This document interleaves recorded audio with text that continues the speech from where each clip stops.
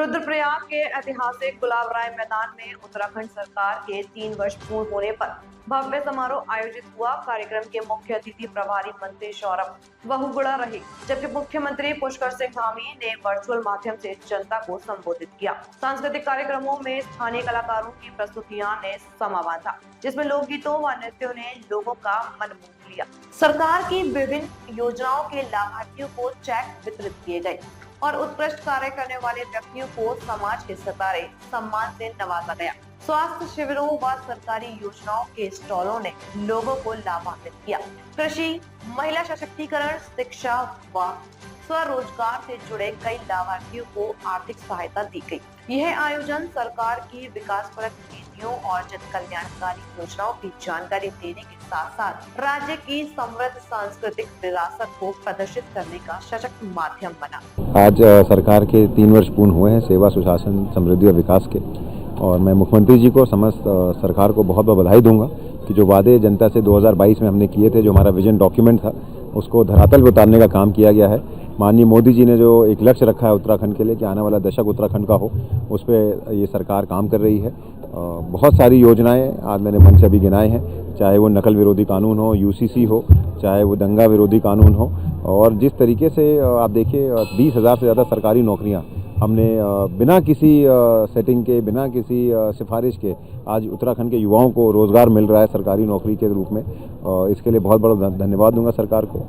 माननीय मुख्यमंत्री जी उन्होंने कहा है कि हमने इन 3 सालों में जनता से किए हुए वादों को धरातल पर उतारा है। हमारी प्राथमिकता हमारी मातृशक्ति को सशक्त करने की, युवाओं को रोज़गार से जोड़ने के लिए, जो पलायन है उसको कहीं ना कहीं रोकने के लिए और उत्तराखंड को विकसित बनाने के लिए हमारी सरकार ने प्रयत्न किया है।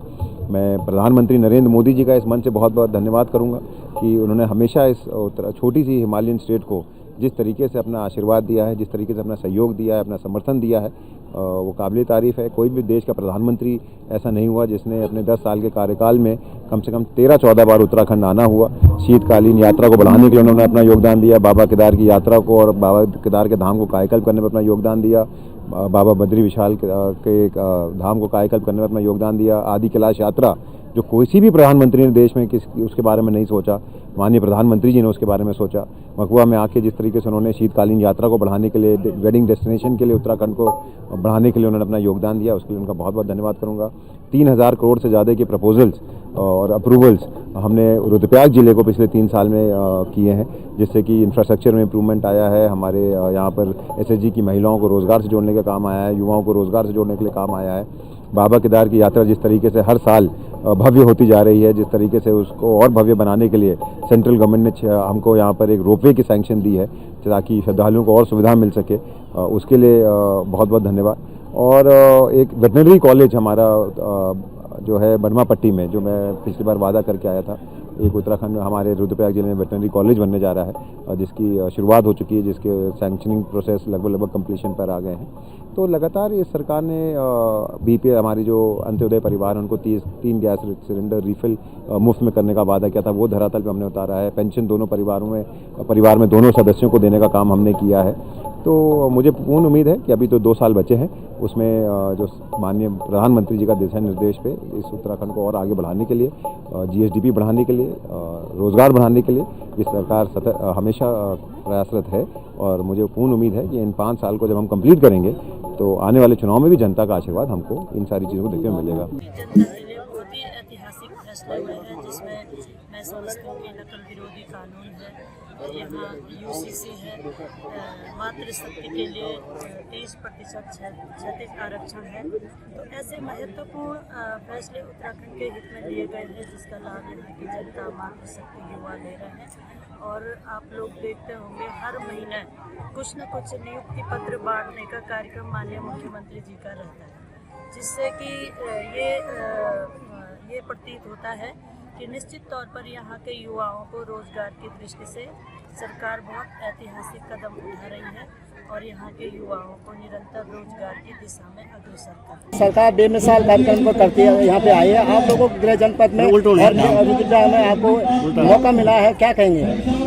आज साल का 3 साल बेमिसाल और सुशासन एवं सम्मानित एवं सांस्कृतिक महोत्सव मनाना चाह रुद्रप्रयाग में और आज मैं तो बहुत अच्छो लगूँ इसके लिए कि अपने जनपद में अपने गृह क्षेत्र में जब हम जन्मिया, जब हमने पढ़ाई करी, जब हम खेलिया बड़ा, वही मंच पर अपनी चाची बड़ी दड़ी, अपनी दीदी भूरी दड़ी, अपना दाना श्याणो दड़ी हम प्रस्तुति देना चाहता और भी आनंद। तो आपका जो गाना है उससे आप काफी हिट हो गए, पूरे देश विदेश में छा गए गाना। सबसे पहले तो मैं चैनल के सभी श्रोताओं का बहुत बहुत धन्यवाद, आभार व्यक्त करूंगी। और आज सरकार के 3 वर्ष पूरे होने पर उत्तराखंड सरकार को बधाई और शुभकामनाएं दूंगी।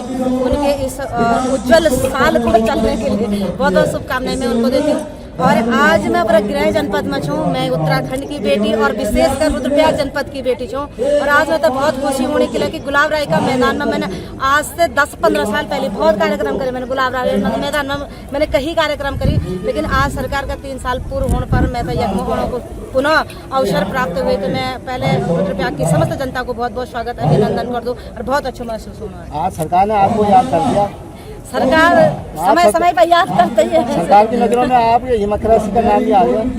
नहीं, अभी देखो मैं तो मेहनत कर रही हूँ। अभी मेरे को 20 साल कंप्लीट हुए हैं वैसे ये क्षेत्र में, लेकिन धीरे धीरे अब थोड़ा बहुत लोग जानते ना, धीरे धीरे सरकार भी जाननी चाहिए। तो ये मेरे अहोभाग्य है। मैडम, आप विदेशों की धरती पर भी आप गढ़वाली परंपरा को आगे बढ़ा रहे हैं, किस तरह लगता है जब गृह जनपद और आप अन्य जगहों पर प्रदर्शन? बहुत सुंदर लगता है। अगर अभी तो हम उत्तराखंड और उत्तराखंड से देशों विदेशों में हमारा कार्यक्रम होना था, लेकिन जब विदेशी धरती में उत्तराखंड को जो पारंपरिक हमारे परिधान थी, जो हमारा पारंपरिक लोकगीत, जो हमारा जागर थी, जो हमारा थड़िया चौपला झुमरो बाजबन जोली छपेली तमाम प्रकार का हमारा उत्तराखंड, हमारा विरासत, हमारा थाती, हमारा माटी का गीत है, वो तो गानों के एक प्रयास मेरे। और विदेशी धरती में जब हम जाना अपने उत्तराखंड की लोक संस्कृति लेते वक्त 4 चांदी लग जाए।